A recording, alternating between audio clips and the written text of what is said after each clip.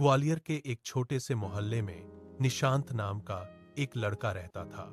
उसकी उम्र अभी बहुत छोटी ही थी जब उसके जीवन में एक बहुत बड़ा दुख आ गया। उसके पिताजी का देहांत हो गया। उसके पिताजी एक साधारण दर्जी थे जो सिलाई करके ही घर चलाते थे। पिताजी के जाने के बाद घर की सारी जिम्मेदारी उसके बड़े भाई रवि पर आ गई। रवि ने हिम्मत नहीं हारी और अपने पिताजी का काम संभाल लिया। वह दिन रात मेहनत करता, कपड़े सिलता और घर का खर्च चलाने की कोशिश करता, लेकिन किस्मत को कुछ और ही मंजूर था। धीरे धीरे रवि पर कर्ज बढ़ता गया। काम कम था और खर्च ज्यादा। हालात इतने बिगड़ गए कि एक दिन रवि परेशान होकर घर छोड़कर कहीं बाहर रहने चला गया। उसने सोचा कि शायद बाहर जाकर वह कुछ कमा सके और कर्ज चुका सके।